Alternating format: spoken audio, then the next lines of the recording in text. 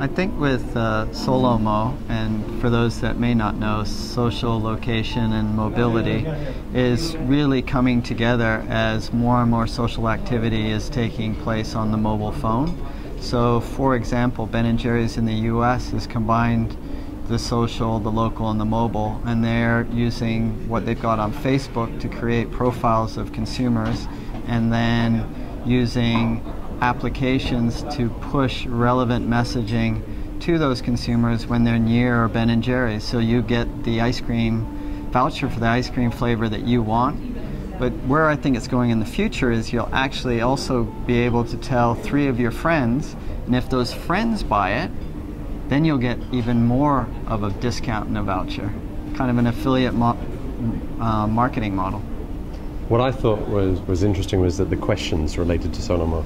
So there was a question about e-commerce, and it was basically a company that sells furniture, doesn't have an e-commerce site. So their question was, how do I use SoLoMo to drive people to my shop?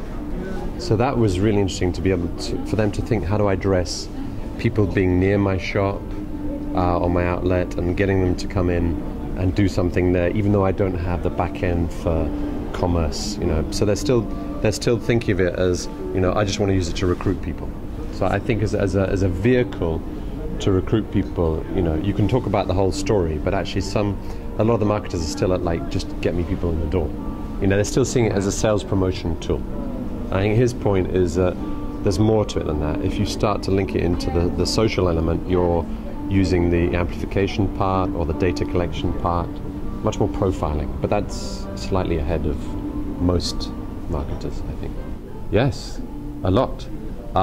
In Hong Kong, we've worked with clients who are, funnily enough, luxury clients. Everybody seems to think that it should be fast food, like, you know, McDonald's or somebody who's selling very cheap widgets.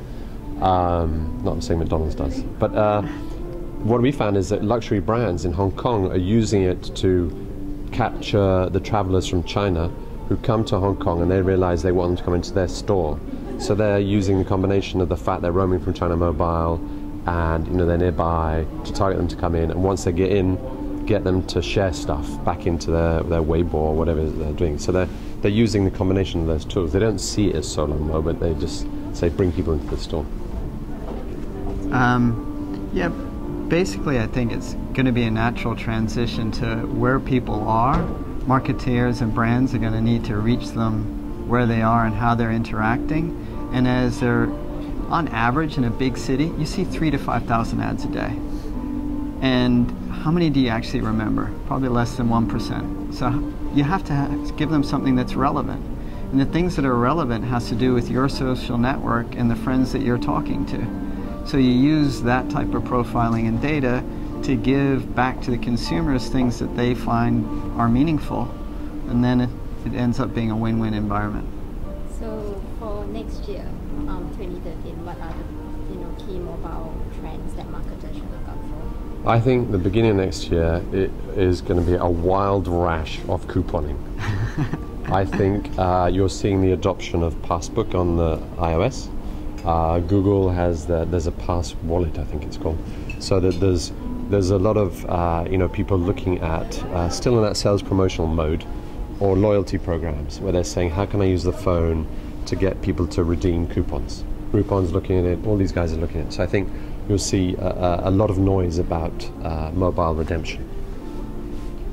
Then I'll take that one step further. At the end of 2013, after they've just done like the Groupon coupons, which is I'd say more of like a pull, then they'll discover, hey, I need to serve much more relevant ads. And that's where I think big data is really going to come in.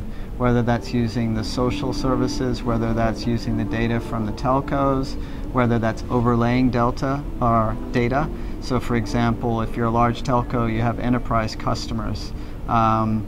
Could be Optus in Australia, they've got a program with Qantas, they overlay the data, so Optus and Qantas customers should really get an amazing experience and service with the data that's there. And of course, you have to go into customer preference management and manage that data very well.